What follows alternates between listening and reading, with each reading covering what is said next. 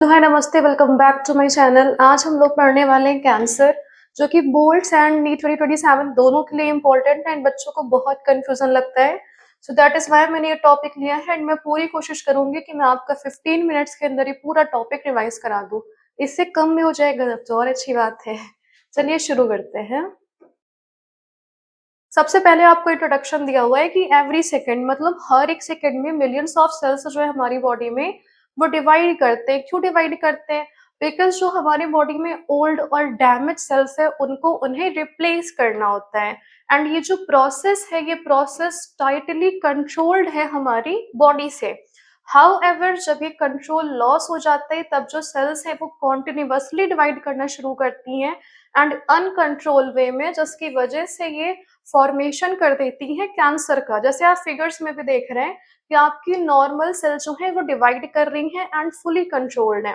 But अगर इधर आप देखें तो अनकंट्रोल्ड वे में हो रही है। इधर आपकी दो बनी, इधर आप देख रहे हैं एक दो तीन चार, एंड फिर क्या हो रहा है, पूरा एक ह्यूज मास ऑफ सेल जो है यहाँ पे वो बन जा रहे हैं। बिकॉज यहाँ पर डिवीजन जो है वो अनकंट्रोल वे में हो रहा है एंड यही क्या कर रहा है, कैंसर कॉज कर रहा है। सो डेफिनेशन अगर हम देखें तो कैंसर एक डिसीज है जो कि कैरेक्टराइज होता है अनकंट्रोल्ड और एबनॉर्मल डिवीजन ऑफ सेल से। एंड रिजल्ट क्या होता है कि यहाँ पे एक मास ऑफ सेल का फॉर्मेशन हो जाता है, जिसे हम लोग यहाँ पे ट्यूमर बोलते हैं।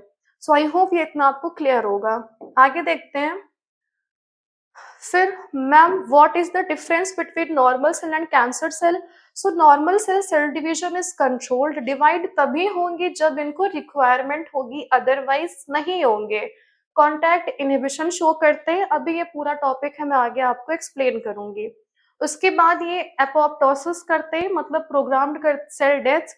मेंटेन करते हैं नॉर्मल टिश्यू स्ट्रक्चर। आप देख रहे हैं दिखने में कितना सुंदर लग रहा है। तो नॉर्मल टिश्यू स्ट्रक्चर जो है उसको मेंटेन करते हैं। उसके बाद अगर कैंसरस सेल्स की बात करें तो ये देखने में इतना खतरनाक लग रहा है। इसके डिवीजन आप देख रहे हैं अनकंट्रोल वे में है, कॉन्टिन्यूसली डिवाइड कर रही हैं। इनके पास कॉन्टैक्ट इनहिबिशन नहीं है, एस्केप करती हैं एपोप्टोसिस और इन्वेड कर देती हैं और डिस्ट्रॉय कर देती हैं सराउंडिंग सेल्स को। आप देख भी रहे हैं ये पूरे यहाँ पे क्या है, आपके टिश्यूज हैं एंड उनको ये क्या कर रही हैं, यहाँ पे आके डिस्ट्रॉय कर रही हैं, डैमेज कर रही हैं। उसके बाद फिर अभी उधर टॉपिक वहां पे टर्म देखा था ना, कॉन्टैक्ट इनहिबिशन। सो वही कॉन्टैक्ट इनहिबिशन यहाँ पे है कि normal sales contact inhibition present. अगर हम नॉर्मल सेल्स की बात करें तो नॉर्मल सेल्स में जो कॉन्टैक्ट इनहिबिशन प्रॉपर्टी है वो प्रेजेंट होती है। एक बहुत ही मोस्ट इंपॉर्टेंट कैरेक्टरिस्टिक है नॉर्मल सेल्स की। ये है क्या कि जब कोई नॉर्मल सेल्स अपने नेबरिंग सेल्स के कॉन्टैक्ट में आते हैं देन उनको सिग्नल मिलता है कि भाई अब तुम डिवाइड करना बंद कर दो। जैसे आप यहाँ देख रहे हैं एक सेल ये है, एक सेल ये है, ये दोनों किस में है, कॉन्टैक्ट में है। अब इनको क्या हो गया, सिग्नल मिल गया कि भाई अब तुमको डिवीजन नहीं करना है, तुम्हारे बगल में हम हैं। ठीक। So control division, division control रहेगा तो जाहिर सी बात है टिश्यू की साइज जो है वो मेंटेन्ड होगी। उसके बाद अगर हम कैंसरस सेल्स की बात करें तो कैंसरस सेल्स के पास ये प्रॉपर्टी नहीं होती। मतलब भाई वो बहुत बिगड़े हुए होते हैं, कहते हैं कि हम तो अपने जिद पे अड़े हैं कि चाहे जो आ जाए हमारे अगल बगल, हमको तो डिवाइड करना है तो करना है ना, बड़े ढीठ हैं ये।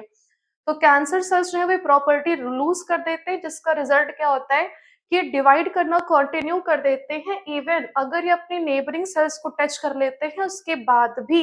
एंड इससे क्या होता है कि ट्यूमर फॉर्म हो जाता है। आप देख रहे हैं दोनों सेल्स कांटेक्ट में है, कोई सिग्नल नहीं मिला, डिवीजन करना शुरू कर दिया, डिवीजन कर रहे हैं, अनकंट्रोल्ड हुआ, कॉन्टिन्यूअस ग्रोथ हुई। आप देख रहे हैं दिखने में कितना गंदा लग रहा है ना, पूरा वेस्ट मटेरियल ऐसे डंप कर दिया गया है कहीं पे। तो ये क्या है, ये पूरा ट्यूमर का फॉर्मेशन हुआ है। तो की पॉइंट आपको यहाँ पे क्या याद रखना है कि जो नॉर्मल सेल्स है जब उनको क्राउड मतलब भीड़ दिखती है तो वो डिवाइड करना बंद कर देते हैं। लेकिन कैंसरस सेल्स जो है वो बड़े ढीठ है, वो बोलते हैं चाहे 10 लोग आ जाओ चाहे 20 लोग आ जाओ, हमको तो डिवीजन करना है तो करना है। उसके बाद ma'am what is a tumour? So the answer is tumour is an abnormal mass of cell form due to uncontrolled cell division. Abnormal पूरा एक मास है, पूरा एक ग्रुप है सेल्स का जो किससे बना है, जब हमारी सेल जो है अनकंट्रोल वे में डिवीजन कर रही है।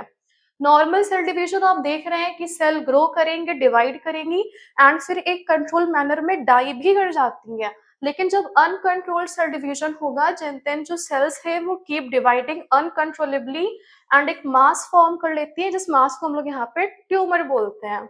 सो now the tumour are of two types means benign tumour and malignant tumour. So ma'am what is benign tumour? Benign tumour are non cancerous cells, मतलब ये कैंसर कॉज नहीं करेंगे, स्लोली ग्रो करते हैं, एक प्लेस पे रहते हैं, जो नियर बाय उनके टिश्यूज है उनके पास तक नहीं जाएंगे, यानी कि जो बॉडी के दूसरे पार्ट्स है वहां तक ही नहीं पहुंचते हैं and usually not life threatening, मतलब ये लोकलाइज है एक जगह पे है। अब एक जगह पे जब लोकेटेड है तो जाहिर सी बात है इसको सर्जरी से रिमूव करा जा सकता है ना, तो ये आपका मतलब ज्यादा ये कोई प्रॉब्लम कॉज नहीं करते हैं। लेकिन मैलिग्नेंट की बात करें तो कैंसरस है, बहुत ही रैपिडली ग्रो करेंगे एंड जो आसपास के टिश्यूज ऑर्गन्स है वहां तक ये पहुंच जाते हैं एंड दूसरी पार्ट्स तक पहुंच जाते हैं, मतलब मेटास्टेसिस। मेटास्टेसिस एक प्रॉपर्टी है जिसके थ्रू जो आपके जो सेल्स है, ट्यूमर सेल्स हैं, वो दूसरे बॉडी पार्ट्स तक पहुंच जाते हैं। लाइफ थ्रेटनिंग है, लाइफ आपकी जा भी सकती है अगर अनट्रीटेड रही तो। ठीक, तो सिंपल वर्ड्स में अगर बोले तो ट्यूमर एक लंप या फिर मास है एबनॉर्मल सेल्स का, जो तब फॉर्म होता है जब सेल डिवीजन जो है वो हमारे आउट ऑफ कंट्रोल हो जाती है। मैं फिगर के थ्रू आपको लेकर आई हूँ ताकि आपको समझ में आ जाए। उसके बाद मेटास्टेसिस जो पूरा टर्म है यहाँ पे उसको समझाओ तो मेटास्टेसिस एक प्रोसेस है जिससे जो कैंसर सेल्स है वो स्प्रेड कर जाते हैं डिस्टेंट ऑर्गन्स में थ्रू द ब्लड और लिम्फ। एग्जाम्पल क्या है? प्राइमरी ट्यूमर है अभी लंग्स में, अब कैंसरस सेल्स जो हैं जो ब्लड स्ट्रीम है, ब्लड स्ट्रीम में एंटर करेंगे, देन ये पहुंचेंगे लिवर तक, ब्रेन तक, बोन्स तक एंड फिर ये क्या फॉर्म कर लेंगे? सेकेंडरी ट्यूमर्स फॉर्म कर लेंगे।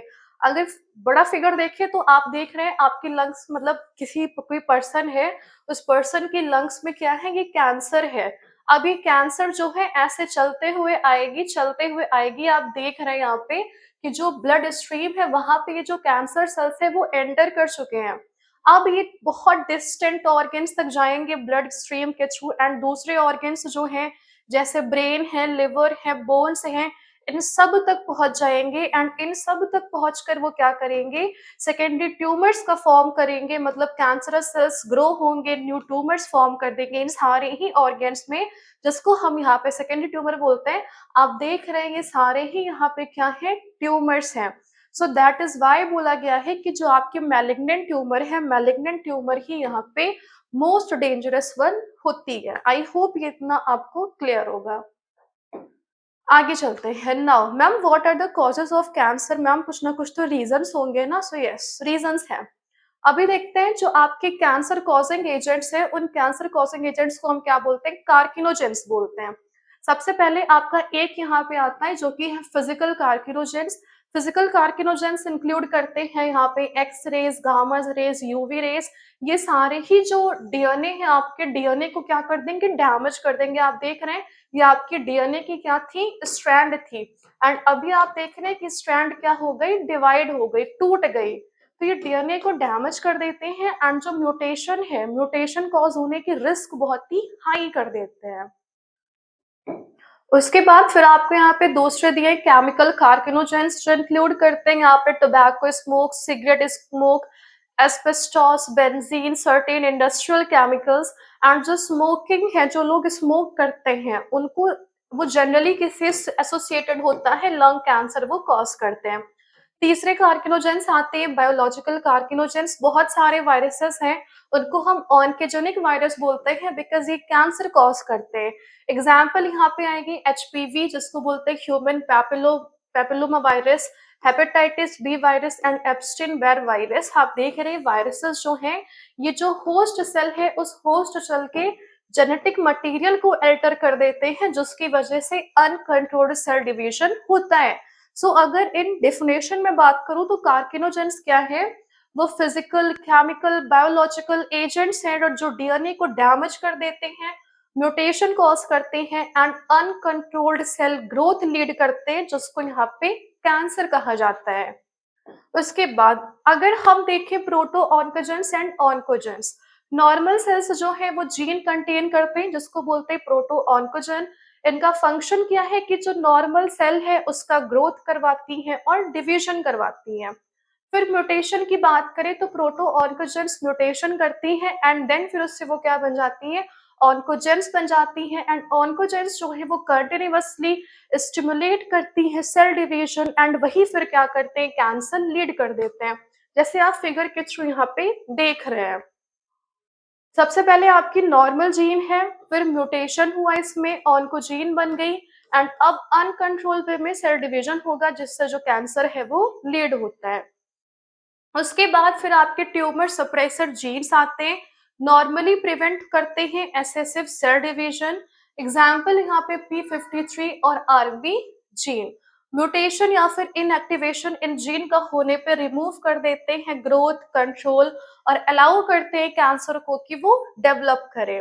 नॉर्मल फंक्शन देखिए तो ट्यूमर सप्रेसर जीन एक्टिव हैं, कंट्रोल करेंगी सेल साइकिल को और प्रिवेंट करेंगी एक्सेसिव सेल डिवीजन, जिसकी वजह से जो सेल है वो कंट्रोल्ड मैनर में ग्रो करेगा। और अगर म्यूटेशन हो गया इसमें तो कोई कंट्रोल नहीं होगा सेल साइकिल पे, सेल डिवाइड करेगी एंड जिससे क्या होगा, यहाँ पे फॉर्मेशन हो जाएगा ट्यूमर का, यानी कि कैंसर हो जाएगा। इधर आप देख रहे हैं और इधर आप देख रहे हैं।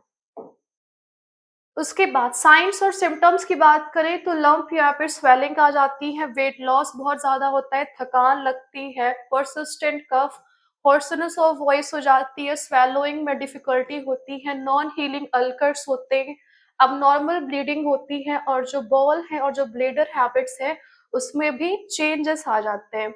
डायग्नोसिस की बात करें तो एक है बायोप्सी, मोस्ट रिलायबल मेथड है, जहां पे जैसे आप देख रहे हैं यहाँ पे ब्रेस्ट कैंसर हो रखा है तो इसमें ट्यूमर लोकेटेड है।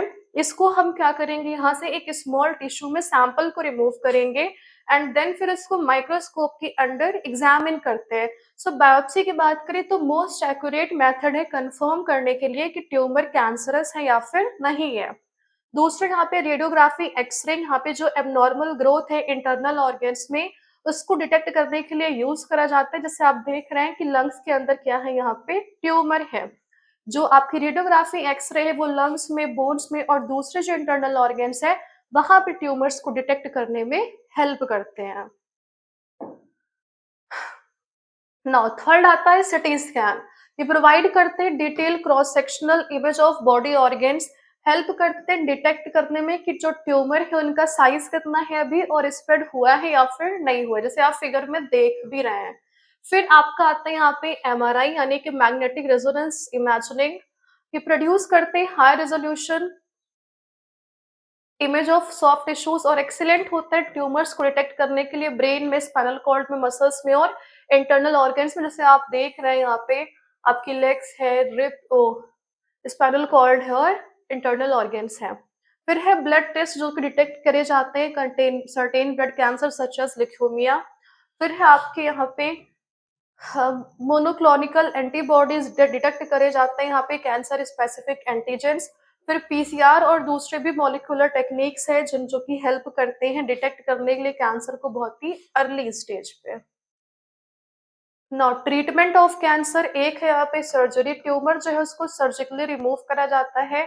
ये बेस्ट ऑप्शन है अगर कोई कैंसर एक जगह पे लोकेटेड है उसके लिए, यानी कि बॉडी से ये फिजिकली रिमूव कर देगा ट्यूमर को। दूसरा है रेडियोग्राफी, हाई एनर्जी रेडिएशन दी जाती है जो कि कैंसर सेल को डिस्ट्रॉय कर देता है उनके डीएनए को डैमेज करके। रेडिएशन जो होता है वो टारगेट करता है, डिस्ट्रॉय करता है कैंसर सेल्स को, sparing most normal cell. Then chemotherapy, यहाँ पे एंटी कैंसर ड्रग दिए जाते हैं जो कि यूज करे जाते हैं रैपिडली डिवाइडिंग कैंसर सेल्स को किल करने के लिए। साइड इफेक्ट क्या है कि हेयर लॉस होगा, nausea, vomiting, weakness and reduced immunity. ये पूरे होल बॉडी में सर्कुलेट करती है एंड कैंसर सेल्स को किल करती है, बट जो नॉर्मल सेल्स है उनको भी ये इफेक्ट कर सकती हैं। फिर है immunotherapy, cancer cells often escape करती हैं इम्यून डिटेक्शन। पेशेंट जो है उनको ट्रीट करा जाता है अल्फा इंटरफेरॉन्स और दूसरे बायोलॉजिकल रिस्पॉन्स मॉडिफायर से, ताकि स्टिमुलेट करा जा सके इम्यून सिस्टम एंड डिस्ट्रॉय करे जाए यहाँ पे कैंसरस सेल्स। बूस्ट करते हैं बॉडी के नेचुरल डिफेंस सिस्टम को, रिकॉग्नाइज करते हैं यहाँ पे एंड डिस्ट्रॉय कर देते हैं कैंसरस सेल्स को। फिर प्रिवेंशन यहाँ पे है कि स्मोकिंग और टोबैको अवॉइड करना है, बहुत ही कम जानना है यूवी रेडिएशन में, अवॉइड करना है unnecessary exposure to X rays, maintain करना है एक हेल्दी लाइफस्टाइल, बैलेंस डाइट लेनी है जिसमें फ्रूट्स वेजिटेबल्स ज़्यादा हो, रेगुलरली एक्सरसाइज करना है, वैक्सीनेटेड रहना है against HPV, hepatitis B, undergo करना है regular health checkup for early detection. So इस तरह से हमारा आज का टॉपिक फिनिश होता है जो कि कैंसर है। आई होप इस वीडियो के थ्रू आपको पूरा टॉपिक यहाँ पे क्लियर हो गया होगा। ऐसी वीडियोस के लिए subscribe to my channel and thank you so much.